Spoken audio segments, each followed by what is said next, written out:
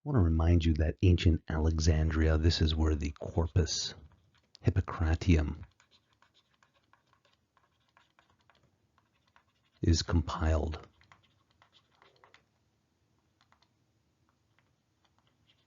And that should give us some insight into what's taking place in ancient Alexandria. It's the epicenter of science. So while the ancient Egyptian city-state, ancient Egypt, was responsible for developing that naturalistic approach, science, as an empirical approach, an empirical discipline, something a little bit different than philosophy, this is being developed here in Alexandria, in Egypt, during the Hellenistic Empire. Okay, here I am in ancient Alexandria. Actually, the Hellenistic Empire. Let's write that up top.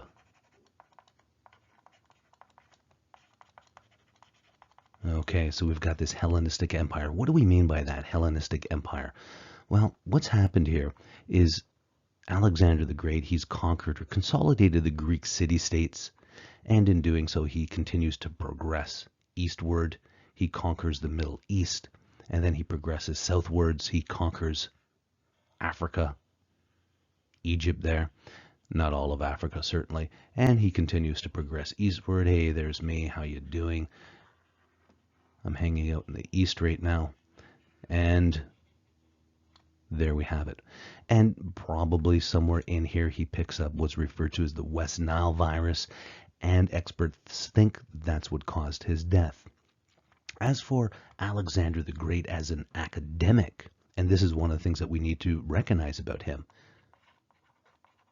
there's a long lineage of important philosophers that do fit into his lineage. So Socrates taught Plato, Plato taught Aristotle, and Aristotle, of course, taught Alexander the Great. And this plays a role in shaping that epicenter, as pointed out. He has a desire for knowledge, and while the Greeks, the Hellenistic Greeks, think that they're better than everybody else, and slavery is running rampant at this point of time, and a lot of inferiority, unfortunately, he does believe in the knowledge that other people possess, and he thinks that that should be incorporated into the Hellenistic Empire as well. So we get a lot of movement of people during this period of time, all going down right in around here. I went off mark there. Into Egypt, to a place called Alexandria to learn. Okay, so here we have Plato and Aristotle in the center, and let's go and divide a line between them because they have two very different approaches to understanding the world around them. Plato on the left, he has a school called the Academy, and that's where Aristotle went to school. Aristotle eventually disagrees with what Plato's saying, and he creates his own school called the Lyceum. And just a couple of points that we've talked about. Plato, he values logic, he values reason, and he ultimately values that world of pure forms. And we also said that in this model, he saw the body as fallible, severely fallible, or it goes wrong, that it produces a lot of errors. So in doing so, he devalues the body.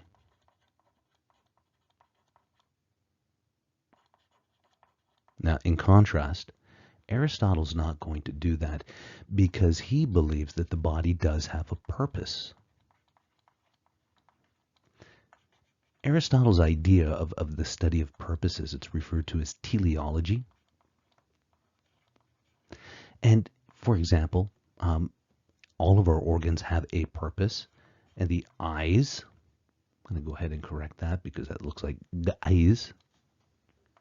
The eyes, they have a purpose, and that's to provide us with information. Okay, so we get information. Now, he doesn't think that the eyes are always accurate.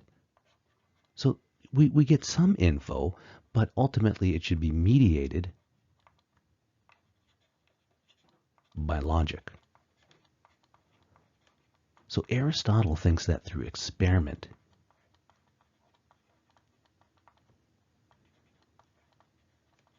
key word here, through experiment, we can understand the world around us.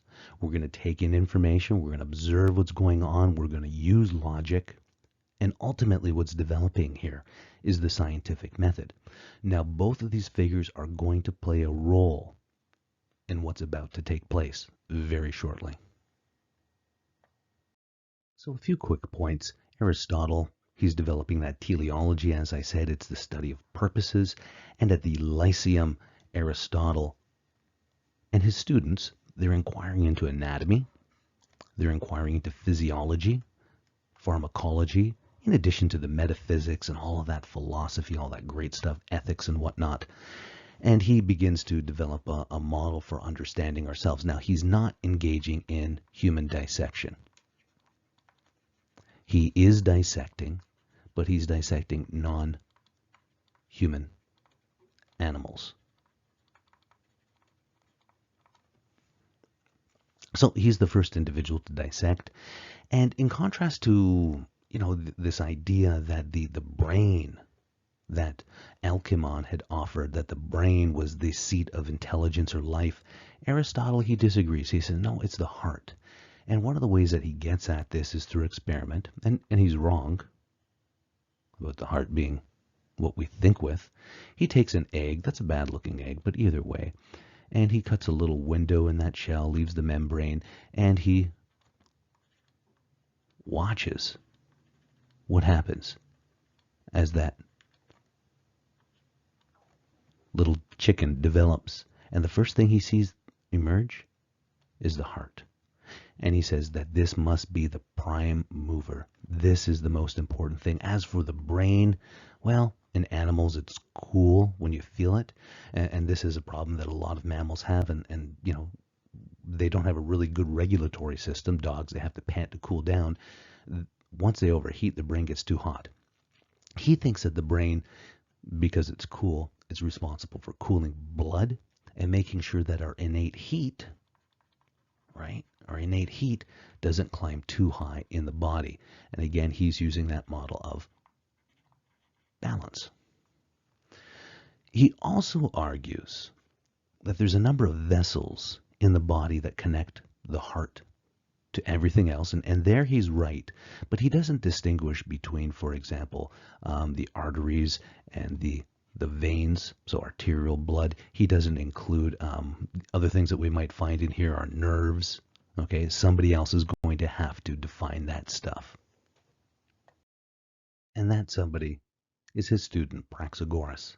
Praxagoras is the first individual to distinguish between arteries and veins, and he thought that the arteries conducted pneuma, but there was no blood in it. Blood was only found in the veins.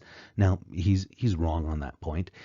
Ultimately, he argues that veins conduct blood, and mixing of blood and pneuma create innate heat or life. Now, how is he wrong? Is he at all on the right track?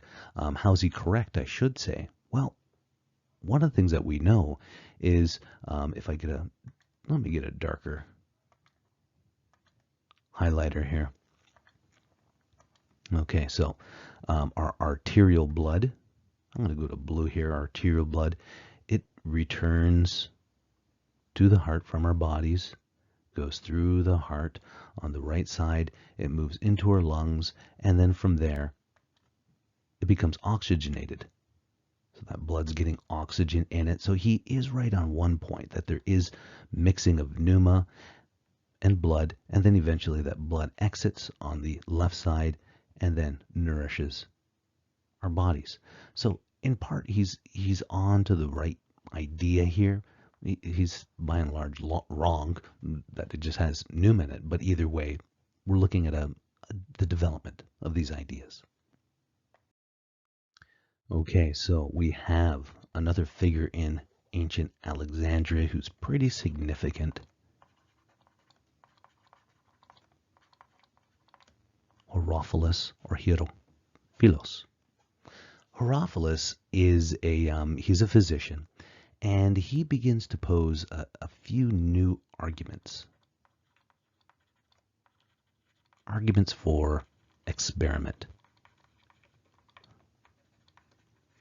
Now, what's happened in the meantime? So we left off with Alexander the Great, Aristotle, Praxagoras, and I'm just going to go over here. Aristotle, Alexander, we'll just call him Alexander. Alex over here for to save space. He dies, and the Hellenistic Empire, it's split into two. So his general, Soter, okay, Seleucus Soter I, he gets the eastern side, and then Ptolemy I, he gets the western side. Okay, and it's here in the west, the western side, that we find Alexandria. Herophilus, he has this argument, and he wants to argue for experimentation or the further development of knowledge. So he goes to Ptolemy.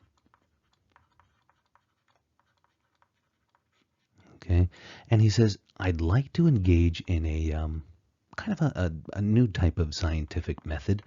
I'd like to dissect humans. And Ptolemy says, absolutely not. That's disgusting. We don't do that. And Herophilus says, whoa, wait 1 second. Okay, let's think about this. Number one, Plato told us that the body, and especially after death, it was devoid of anything, right? It's not important.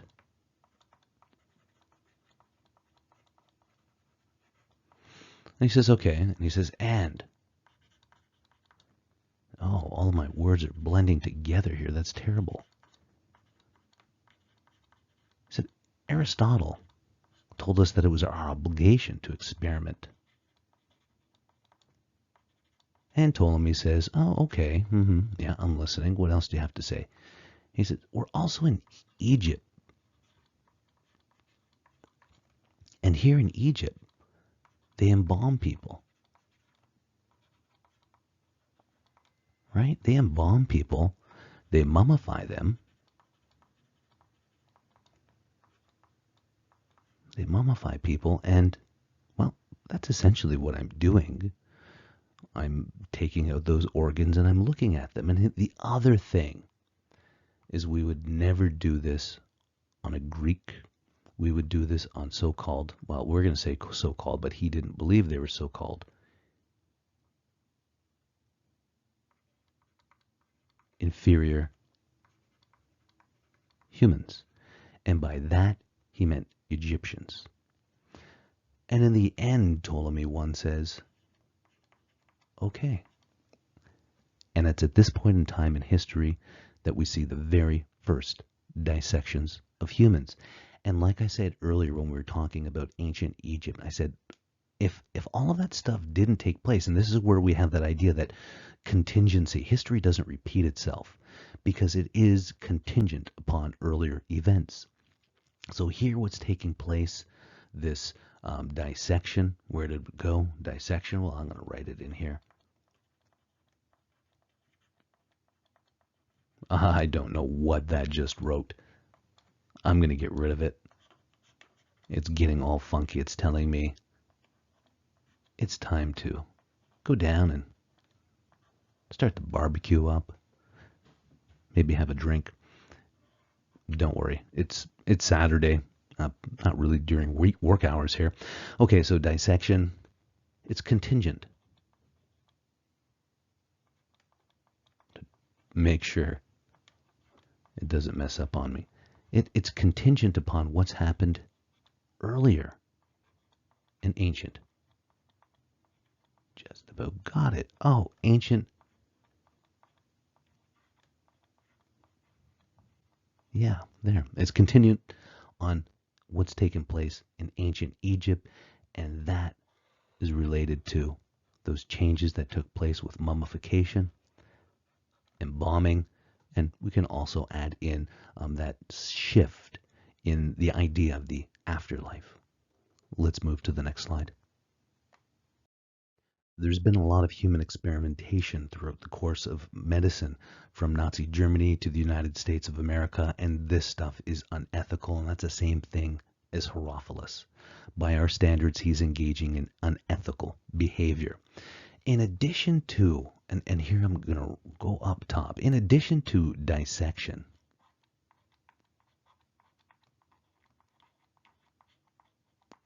Herophilus argues for vivisection.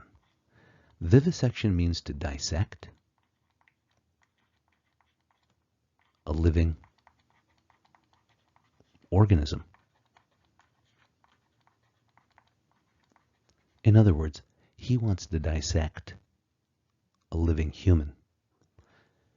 A window of opportunity has opened. He goes back to Ptolemy and he says, I'd like to vivisect. And Ptolemy said, what is that? And he said, well, I want to dissect living humans. You know, a dead body can only tell you so much. And Ptolemy says, no, that's wrong. That's wrong. And he said, no, wait a second. Don't we engage in capital punishment and execute people now? Well, I'll just be the executioner. And Ptolemy I agrees. So not only do we get dissection, but we also get vivisection and probably some absolutely horrific experiments. Von Steden, he says, in Alexandria, experimentation on humans, it was permitted under Ptolemy I. Why? Things that we've talked about. Obviously, the contingency in history, Egyptian culture and mummification, that was one of the points that allowed for that to emerge. The influence of Plato and Aristotle, social stratification, the idea of inferiority, for example. People argued at this time horribly that Egyptians are like dogs and should be treated as such. So this is a good example of that contingency.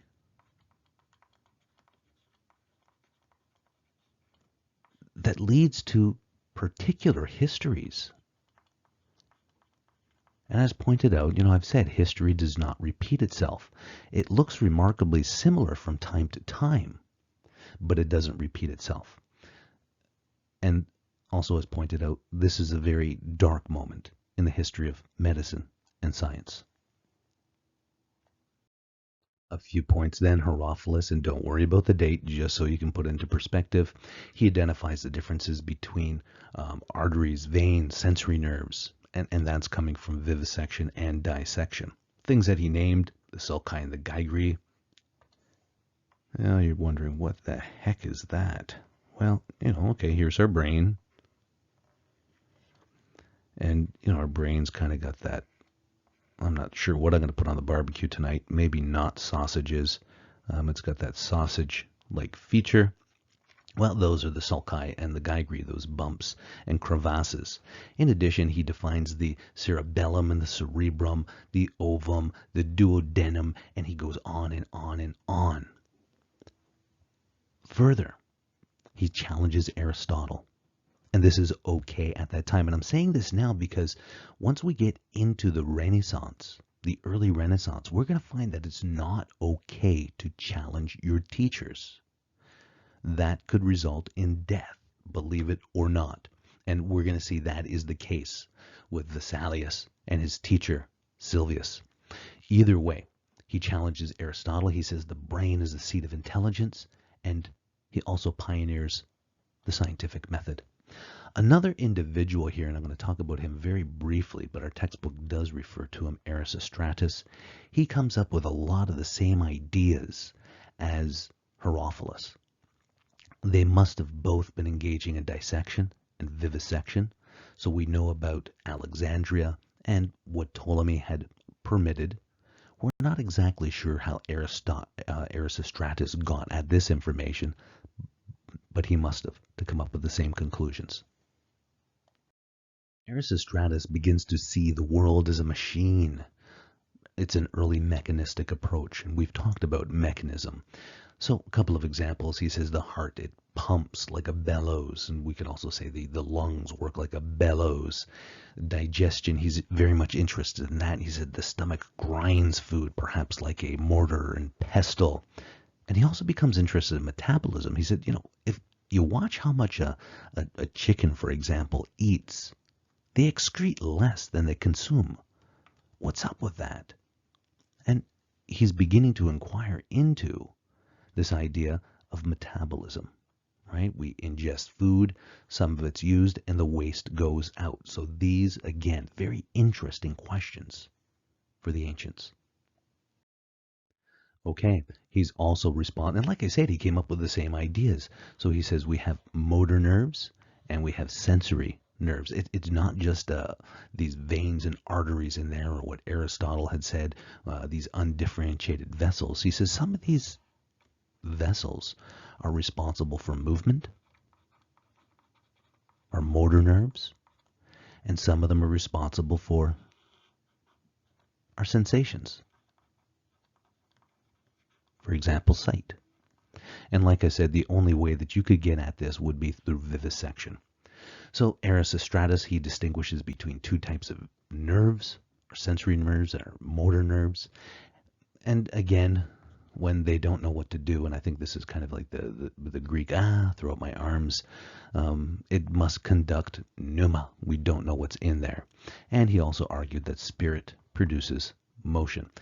Kind of a funny word, okay, spirit, and again referring ultimately to something that we can't see there. There's something that's causing motion, but we don't know what it is. How did Erasistratus get to that information? And like I said, it must have been through dissection. Okay, both of the two. But what I'm going to tell you is ultimately conjecture.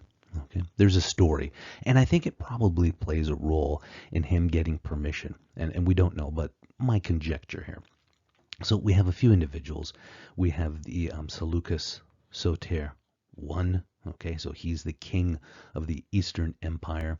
We have his wife Stratonice, and we have Seleucus's son Antiochus, who's become very, very ill, and of course Erasistratus. And you can see that Erasistratus, he's using a technique that we use today. It's called pulsation. He's actually accredited with pioneering this method. Now, ultimately, Seleucus, he's worried that the empire is in jeopardy because his son has come down with an illness and he just can't seem to do anything. It sounds a whole lot like depression, perhaps, to me. Either way, Erasistratus, he's feeling the pulse of the young prince. And he says to Stratonice, leave the room, please. And Stratonice leaves the room. And he says, as he feels the pulse, Stratonice, come back. And Stratonice comes back into the room. And the young prince's heart beats faster. Goes the pulse. He says, Stratonice, leave the room. She leaves. The pulse decreases. Stratonice, come back. And the pulse increases. He says, I know what the problem is. The young prince is in love with his mother, and the only way that we can save the empire is for the young prince to marry his mother. And faced with this, Seleucus says, okay, let him marry his mother. Don't worry, and you probably got really scared there going, oh my God, incest. No, it's not. This is his stepmother, okay, not birth mother. Either way, this may have played a role in Erasistratus gaining some favor with Seleucus, and the empire saved. And here we have a nice story on how pulsation emerges. Let's move to the next slide. We're going to talk a little bit about leprosy. Okay, as pointed out, leprosy. Leprosy, the term that we use today, it's called Hansen's disease. And the history of leprosy, it's one of those diseases that have really stigmatized individuals. It was seen as a disease of immorality. And people are probably familiar of this disease from the Old Testament. If you're immoral, you're going to get leprosy. Well, I'm going to tell you what they're talking about in the Old Testament is not leprosy. Let's look at that.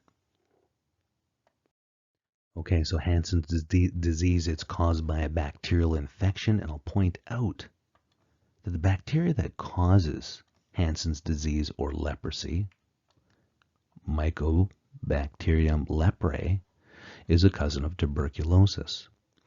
And interestingly, while a lot of people are really scared of leprosy, 95% of the world's population is immune to it. Only 5% of people can get it. We have a natural defense. And we think that the Black Death played some role in this, and I'll talk about that when we get there. Either way, leprosy, we don't know what the natural reservoir is, but a number of animals can carry it. For example, monkeys, chimpanzees, which are apes, they're not monkeys, armadillos. If you've ever been to New Mexico or down south, armadillos, and apparently a lot of them have leprosy, and humans. And as I've pointed out, only 5% of humans contract leprosy or can contract it. Transmission, airborne, and also potentially vector-borne. So flying insects can transmit Hansen's disease. Good thing only 5% of people can contract it.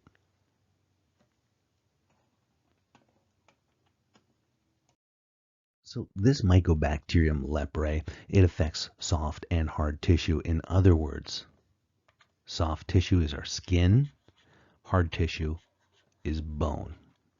And it does have a number of characteristic features: bone erosion and remodeling. So osteoblastic reactions refer to producing new bone. Osteoclast produces lesions, osteolytic lesions, so where bone's being eaten away.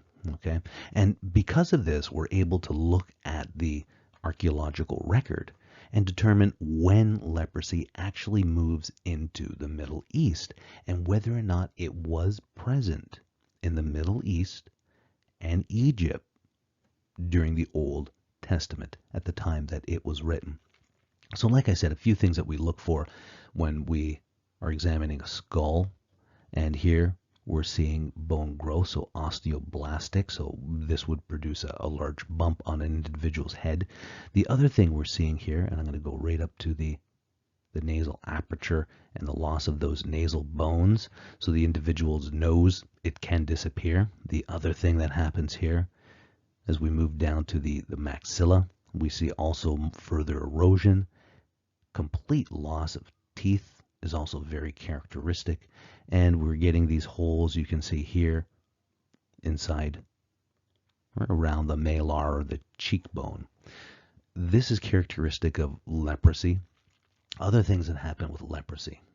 Okay, so here's a normal finger. I'll sketch out a metacarpal, and then we have another metacarpal attached to it. So these are our fingers, and then at the end we have our phalange. What ends up happening when you contract it, it causes a spindling type of feature to the bone. It erodes that bone in the fingers. So eventually the bone starts to look like this, and it gets very, very small. And you can imagine, not only is it reducing in size, but so too is the tissue and the nerve endings. So it's very easy to lop off a finger. Now, it's not that fingers just fall off. It's that the bone has really eroded away entirely, so there's not anything holding this material really together.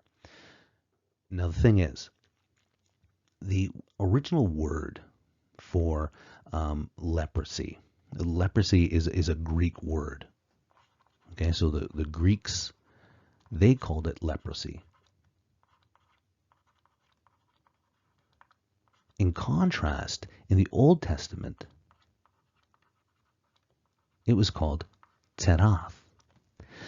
Terath and leprosy, they both mean to peel.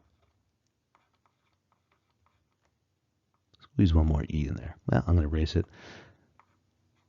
A little too small. It means to peel. So one of the ways that you might use this is you'd say, hey, look at the walls. They're terath. They're peeling. That's clinically different from what we're talking about here. And people in the past, they were not stupid. And if they saw a person's nose falling off, their mouth eroding away, their teeth falling out, and their fingers falling off, you think they might come up with a better word than, oh, hey, look, his skin's peeling. No, they're going to define it differently. So linguistically, when we look at what those words actually mean, the Old Testament was not describing leprosy clinically, and the bioarchaeology evidence, it also suggests that we don't see, and archaeologists have looked, bioarchaeologists, they've looked in the Middle East, they've looked in Egypt, and they do not find anything that would be old enough to go alongside of the Old Testament. So the current theory is that leprosy, it was introduced to the West and the Middle East as a result of Alexander's conquests, and it ultimately is derived from India. This is where we find the oldest bioarchaeological evidence for leprosy, and it dates back to about 4,500 years before the present, or 2,500 BCE. That's the oldest known cases. As for the earliest cases that we see in any area that would have been occupied by Judaic individuals writing the Old Testament, the earliest cases we find are the 4th century, 300 BCE, in and around there.